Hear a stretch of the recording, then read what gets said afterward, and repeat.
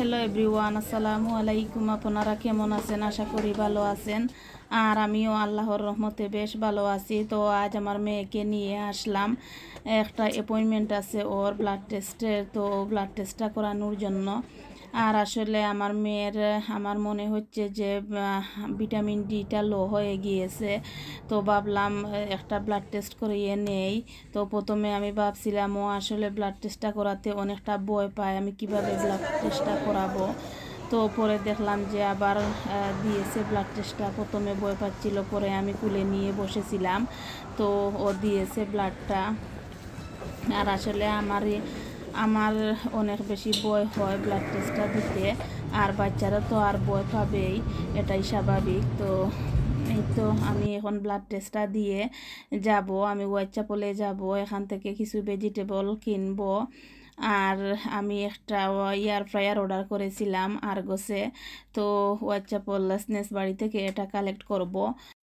So আপনারাও আমার সঙ্গে থাকুন।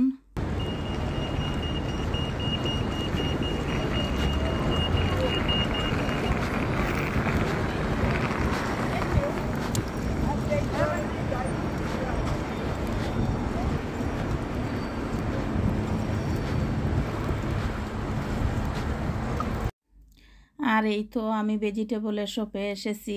এখন আমি ভেজিটেবলগুলা দেখতেছি, কিন্তু এখান থেকে আর ভেজিটেবল কিনি নাই, কারণ আমার পছন্দ হয় নাই। তো আমি ক্রিপ স্ট্রিট মার্কেটে যাব আগামীকাল। তো এখান থেকে আসলে ভাবলাম কিনে নিয়ে আসব। তো এই তো আছে সব ধরনের ভেজিটেবলস, বাট আমার কাছে পছন্দ হয় নাই বলে কিনি নাই। তো আমার মেয়ে বলছিল আবার ললিপপ কিনবে, ললিপপ খাবে। তো ওকে বলছিলাম যে এই গরমের মাঝে ললিপপটা না খাওয়াই ভালো। তো বলছিল যে না, ও কিনবে। তো পরে ওকে আমি একটা ললিপপও এখান থেকে কিনে দিতেছি।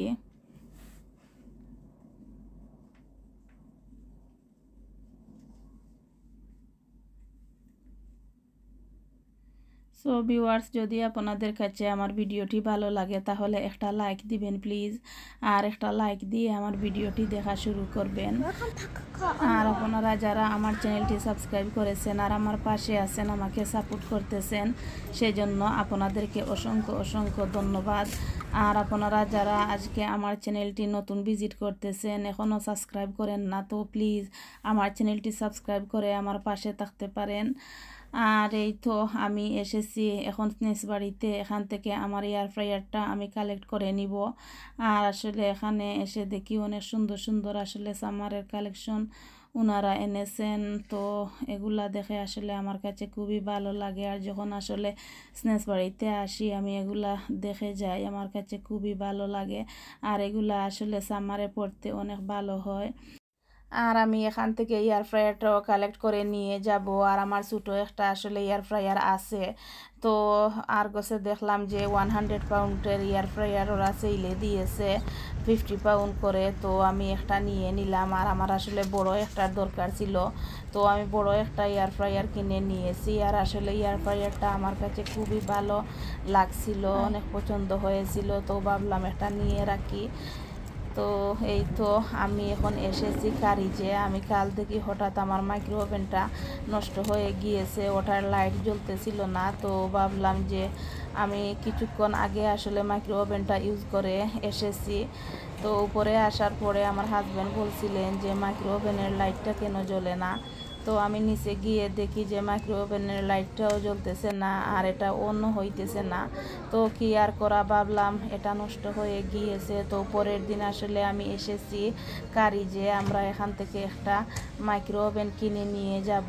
আর এই তো এই মাইক্রো ওভেনটা আমার কাছে পছন্দ হয়েছিল, তো এটাই আসলে নিয়ে নিব। আর এটার দাম ছিল আগে 170 পাউন্ড, আর এখন দিয়েছে 119 পাউন্ড। তো প্রাইসটা খুবই ভালো ছিল। আর আমার মাইক্রো ওভেনটা আসলে এমন সময় নষ্ট হয়ে গিয়েছে, আর ওই সময় সামার সেলটাও ছিল। তো আসলে সব কিছু মিলিয়ে আমার মাইক্রো ওভেনটা আমার কাছে খুবই পছন্দ হয়েছিল, ভালো লেগেছে। তো এই তো নিয়ে এসেছি মাইক্রো ওভেনটা। এখন এটাকে আমি তুলে নিতেছি। আর আমার মেয়ে বলছিল যে ও হেল্প করবে, তো ও একটু হেল্প করতেছিল।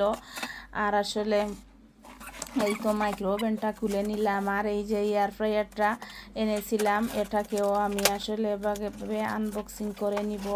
আর এটাও অনেক কষ্ট করে বের করতেছিলাম। তো আমার মেয়ে বলছিল ও হেল্প করবে, তো ও হেল্প করতেছিল। আর পরে আমার হাজব্যান্ডকে বলছিলাম যে মাইক্রো ওভেনটা বের করে দেওয়ার জন্য, অনেকটা হেভি ছিল, তো উনি বের করে দিয়েছেন বক্সে থেকে। আর পরে আমি এটাকে নিয়ে জায়গায় রেখে দিলাম। আর এই ছিল আমার এয়ার ফ্রায়ারটা। আর আসলে এয়ার ফ্রায়ারটাও অনেকটা বড় ছিল, আর আমি চেয়েছিলাম বড় একটা এয়ার ফ্রায়ার কিনে নেই।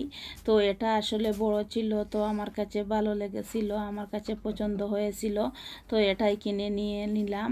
তো ভিউয়ার্স, আজকের ভিডিওটি এ পর্যন্ত। আসসালামু আলাইকুম।